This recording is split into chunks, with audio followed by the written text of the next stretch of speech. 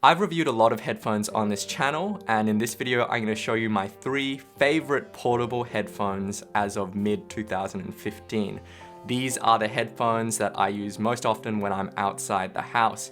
And in this video, I'm going to give you my thoughts on why I like them so much and also how they compare to some other alternatives.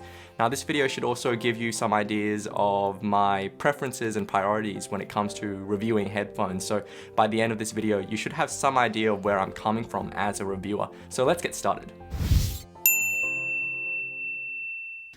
The review units on this channel are purchased at retail and not provided by manufacturers. Join the viewers supporting this channel and get access to an exclusive weekly mini podcast by heading on over to patreon.com/LachlanLikesAThing. And thanks. Hey everyone, you're watching Lachlan Likes a Thing, the show where I take a thing and see whether or not I like it. Now, throughout this video, I'll be mentioning a number of things, and for most of these things, I have full review videos. So if you want some more details about the headphones that I mentioned, you can check out the links that'll pop up on the screen, or you can find a complete list in the description of this video. Now, when I'm evaluating a portable headphone, I'm not just listening for really good sound quality. I also consider wearing comfort and noise isolation really critical factors when it comes to portable headphones.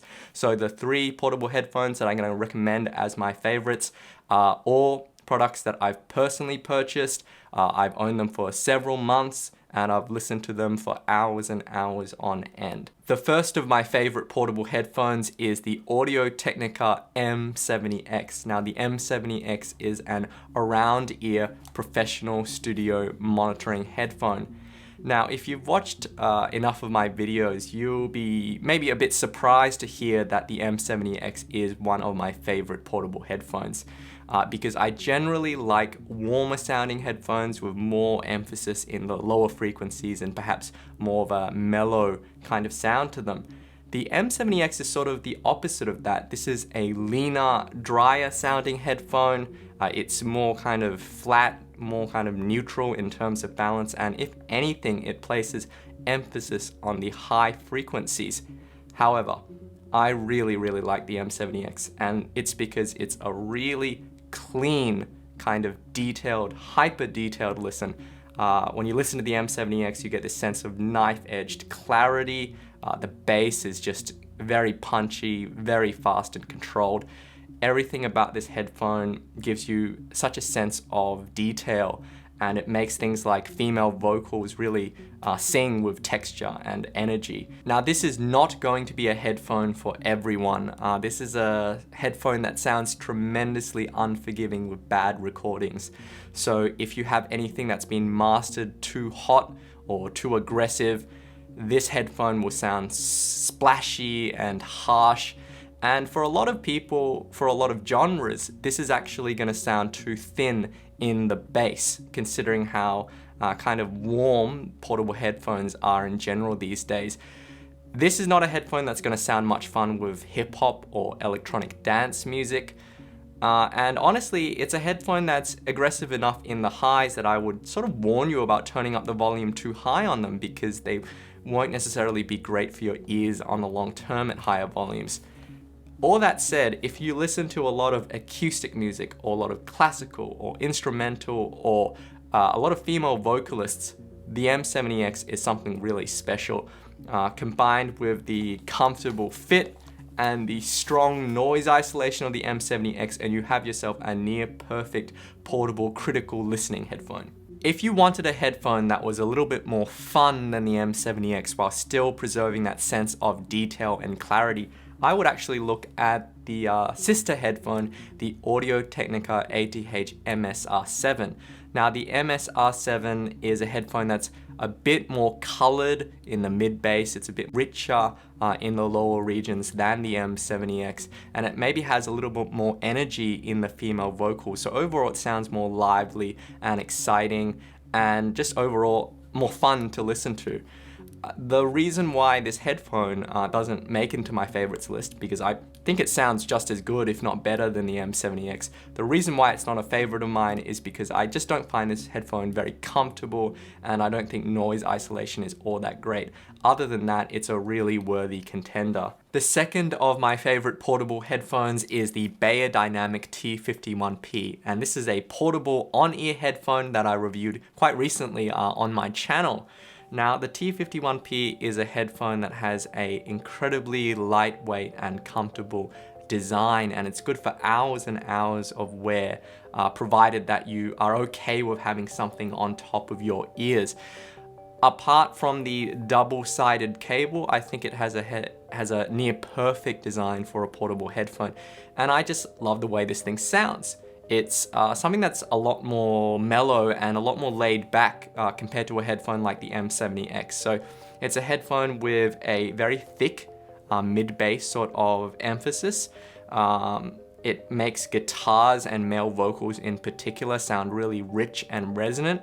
At the same time, it has some really cleverly tuned treble. So it has quite a detailed high frequency section with a lot of shimmer and some texture, but it never sounds sibilant or harsh. Now, I wouldn't say that the T51P has a perfectly neutral or natural kind of sound signature. That combination of the thick mid-bass combined with the somewhat shimmery high frequency section means that the T51P can sound a little bit unnatural with instruments like strings or with brass instruments. At the same time, I wouldn't say it has a particularly wide sense of sound staging. It can sound a little compressed, which is kind of understandable given the physical scale of this headphone.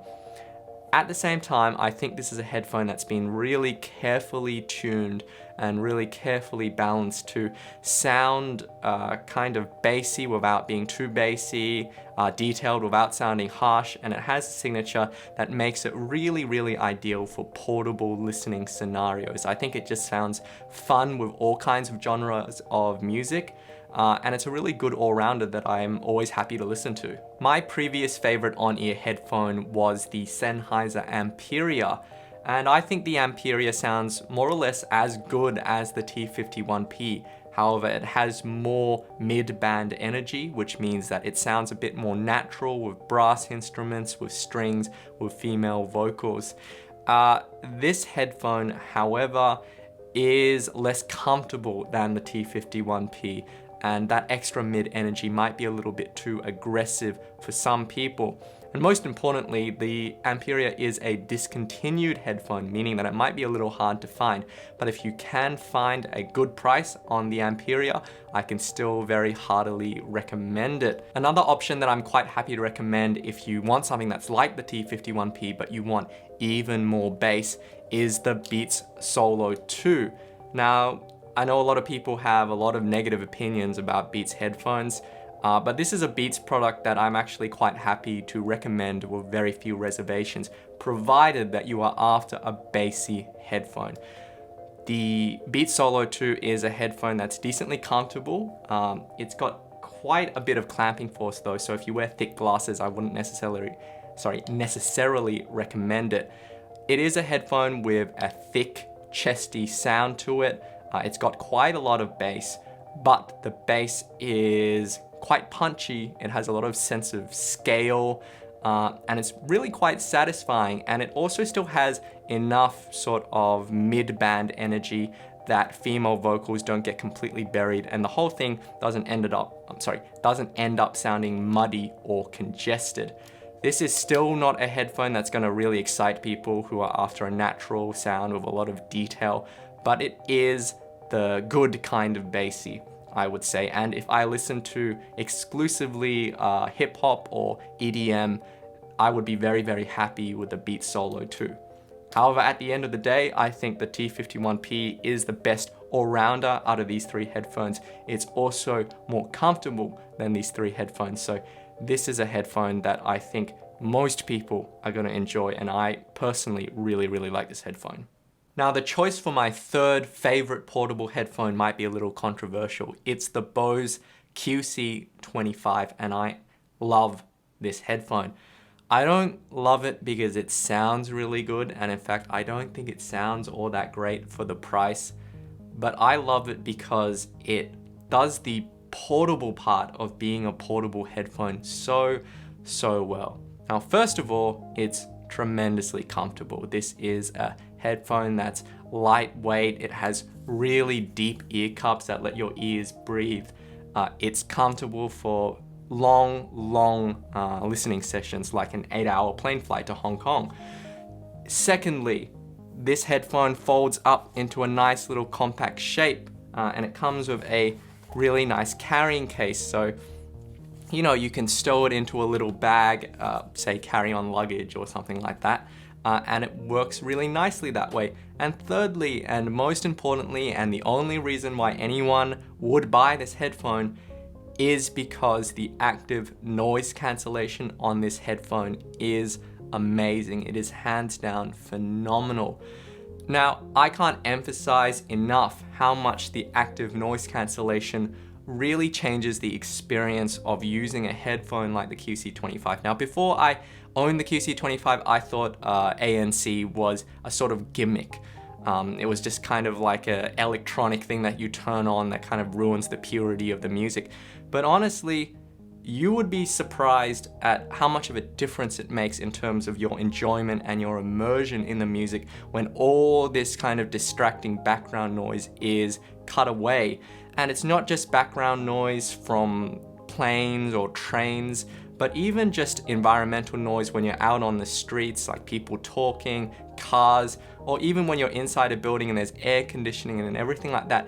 It's actually surprising how much noise is in every listening environment, and the QC25 does an amazing job of just wiping that all away. Now, the QC25, I don't think sounds anything special. It's a mellow sounding headphone, it's easygoing, it's a sort of all-rounder kind of listen with a bit of a warmer sound. It has gummy, kind of slightly loose bass, and the treble isn't as detailed, it's not as clean as I would like. And honestly, this headphone sounds like it should probably cost half the price. But again, this headphone actually ends up sounding better than a lot of other headphones just purely by virtue of the removal of that background noise. Now, at this point, I should probably list some alternatives, but honestly, I haven't really come across any other headphones that do the combination of comfort and active noise cancellation as well as the QC25. I have the Beats Studio 2013, but at least on my unit, the active noise cancellation produces this constant distracting hiss, so I just think it's not a good headphone. Because of that really terrible flaw. If I was stranded on a desert island and I could only have one headphone, then I wouldn't choose the QC25 because desert islands are pretty quiet and there really wouldn't be much of a point. But let's say I was stranded on a desert island with a civilization of people that worshipped cars, and everyone really loved big noisy machines and everyone was screaming all the time. Then the QC25 would be the headphone that I would choose. And if you've watched Mad Max, you'll know that Australia is basically the desert island that I just described. Now, that's it for my 3 favorite portable headphones as of mid-2015. So if you get a chance, go and check them out. Now, I know that my personal preferences are different from yours, so I would love to hear your comments, and if you could tell me what your favorite portable headphones are, that would be really cool. You can talk to me on Facebook and Twitter, and once again, I want to say thank you to everyone who helps support this channel. Again, if you want a link to the full review videos of the headphones that I've mentioned in this video, you can check it out in the description. I've put a list there of all the headphones that I've mentioned, as well as a link to a Google spreadsheet of all my reviews. Like, subscribe, and share this video if you found it helpful, and happy listening.